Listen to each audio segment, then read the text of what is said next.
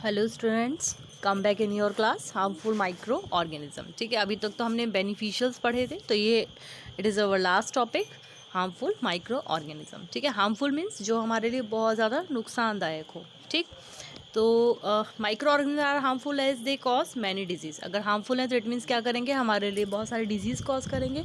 जैसे कि आज अभी तक फेमस चल रहा है corona virus, you know very well. Corona virus की वजह से क्या हो रहा है, हम लोग सब घर में बैठे तो क्या कर रहे हैं, डिजीज़ कॉज ही तो कर रहा है ना, तो डिजीज़ कॉजिंग एजेंट ही है ये। ठीक, तो pathogens are disease causing microorganism. इसको पैथोजेंस जो होते हैं वो कौन होते हैं, डिजीज़ कॉजिंग माइक्रो ऑर्गेनिजम्स होते हैं। Types of disease, it means कि अभी किसके मतलब टाइप्स ऑफ डिजीज़ मतलब किस वे में ये डिजीज़ को क्या करते हैं, क्रिएट करते हैं या फिर कॉज करते हैं। सॉरी, क्रिएट नहीं बोलेंगे, कॉज करेंगे। ठीक है, तो कम्युनिकेबल होता है। कम्युनिकेबल मीन्स एक दूसरे के कांटेक्ट में आने पे, जैसे कि लाइक कोरोना वायरस। ठीक है, सोशल डिस्टेंसिंग चल रहा है, क्यों चल रहा है, इसीलिए कि हम एक दूसरे से ना मिले। अगर हम मिलेंगे तो क्या होगा, कोरोना वायरस फैलने के चांसेस और ज़्यादा इंक्रीज़ हो जाएंगे। नॉन कम्युनिकेबल मतलब वो आप किसी से मिलो चाहे ना मिलो, उससे कोई फ़र्क नहीं पड़ता, वो इंटरनल प्रॉब्लम्स होती हैं जो अभी हम आगे पढ़ेंगे। अब आते हैं अपनी कम्युनिकेबल डिजीज़ पे। अगर the disease that can spread through sick to healthy person. ठीक है, सिक मीन्स जो बीमार आदमी है उसे एक हेल्दी पर्सन को लग सकता है, जैसे कि आपको कॉमन कोल्ड हो जाता है, फ्लू, ज़ुकाम, खांसी, सर्दी, इवन फीवर ऑल्सो। ठीक है, अगर ये सब आपको है या किसी सिक पर्सन को है, कोई बीमार है इन सब बीमारियों से, और वो किसी हेल्दी पर्सन के कांटेक्ट में आता है, तो वो क्या होगा, इजीली वहाँ पे स्प्रेड कर जाएगा। ठीक है, उसके पास चला जाएगा, इसको बोलते हैं कम्युनिकेबल। जब तक आप किसी के पास आओगे नहीं तब तक ये डिजीज़ ट्रांसमिट नहीं होगी। नॉन कम्युनिकेबल, ये disease that do not spread through sick to healthy person. ये ऐसा नहीं होता कि कोई बीमार पर्सन है और उसके थ्रू ये बीमारी फैल जाए, जैसे लाइक लंग कैंसर्स। ठीक है, ये सब बीमारियाँ कम्युनिकेबल डिजीज़ में नहीं आती हैं।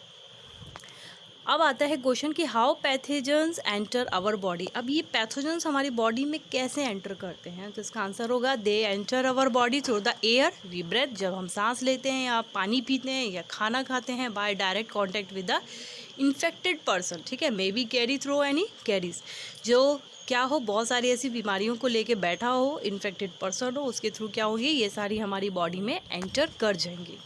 नेक्स्ट क्वेश्चन आता है कि हाउ पैथोजेंस कॉज डिजीज़। अब ये डिजीज़ कॉज कैसे करते हैं, they can enter our body through any sources. ठीक है, जो हमारी सोर्सेज कौन थी, पानी पीने का, खाने का, इन सब के सोर्सेज से अंदर चला गया। Multiply inside the body cells. अभी क्या करते हैं, मल्टीप्लाई करने लगती है हमारी बॉडी में जो सेल्स होती है, as a cell division start होने लगती हैं, और क्या then can result in disease. ठीक है, इससे क्या होता है, बीमारी आ जाती है। Example, when person suffering from cold sneeze droplet of moisture carrying many virus are spread in air. अब क्या वो छींक रहा है, जुकाम हो रहा है, अपनी नाक बिल्कुल अच्छे से उसको मसल रहा है, तो क्या होगा कि फैलेगा ना, उसके अंदर से, बॉडी के अंदर से निकल रहा है ना, तो बलगम वगैरह जो निकल रहा है वो क्या करेगा, स्प्रेड होगा किस में, इन्वायरमेंट में।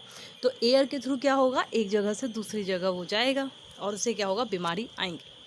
The same air is inhaled by the another person sitting close to their chances to virus can transmit to his body resulting in infection। जैसे अभी मैंने बताया कि जो सिक पर्सन है, अगर उसके पास अगर आप बैठ रहे हो तो क्या होगा, आपको भी आएगी। इसीलिए कहा जाता है कि कोई बीमार है जिसको सर्दी जुकाम हो तो उसको कैरी करना चाहिए क्या, हैंकी। ठीक है, जिसको क्या बोलते हैं, हैंडकरचीफ, उसको यूज़ करना चाहिए। जब उसको छींक आए, जुकाम आए, तो क्या करे, वो कवर्ड करे किससे, हैंकी से। नेक्स्ट क्वेश्चन आता है कि what are the carriers and how they spread disease. अब इसका आंसर आप लोग खुद देंगे, क्योंकि ये वो सेम ही है जिसको मैंने 2-3 बार रिपीट कर दिया। एग्जाम्पल ऑफ अदर, जैसे कि मॉस्किटो, डेंगू, मलेरिया, मच्छर जो हमारे होते हैं, और रेबिड डॉग। ठीक है, carries of rabies virus. Okay, अब आता है ह्यूमन डिजीज़ कौन कौन सी होती है, और पॉजिटिव माइक्रो ऑर्गेनिजम्स कौन से होते हैं, मोड ऑफ ट्रांसमिशन और प्रिवेंटिव मेजर्स। तो ये सब आपका होमवर्क है, यह बहुत इजी है। अब आपको जब माइक्रो ऑर्गेनिज्म समझ आ जाएगा तो इसे समझने में प्रॉब्लम नहीं होगी। ये लिस्ट आपको खुद प्रिपेयर करनी है। ओके, अब ये बात हुई थी हमारे ह्यूमंस पे, अब बात करते हैं कॉमन प्लांट डिजीज़ पे कॉज्ड बाय माइक्रो ऑर्गेनिज्म, जो हमारे प्लांट्स को भी इफेक्टिव करते हैं। मैंने जैसे पहले ही बताया था हमारी फर्स्ट वीडियो में कि ये कहाँ पे प्रेजेंट होती हैं, हमारे पूरे इन्वायरमेंट में प्रेजेंट होते हैं। ठीक है, तो plant disease, citrus canker, micro organism, bacteria, mode of transmission same air, और फिगर में आप जैसा कि देख रहे हो ये स्पॉट लाइक स्ट्रक्चर्स, ये सब क्या है, इन्फेक्टेड है। ठीक, नेक्स्ट आता है रस्ट ऑफ वीड्स, ऐसा आपने घर में देखा होगा, ये भी क्या है, एयर सीड्स। और इस माइक्रो ऑर्गेनिज्म का नाम क्या है, फंजाई। ठीक है, जैसे फंगी नहीं बोलते, फंजाई बोलते हैं। Plant disease, yellow vein Mosaic of भिंडी। ठीक है, वायरस है। मोड ऑफ ट्रांसमिशन इंसेक्ट, मतलब इस पे आके कोई कीड़ा आके बैठ जाता है और ये पूरे पत्ते को देखो, लीफ को कैसे इसने ख़राब कर दिया है। ठीक है, तो क्लास अपना चैप्टर ख़त्म हुआ।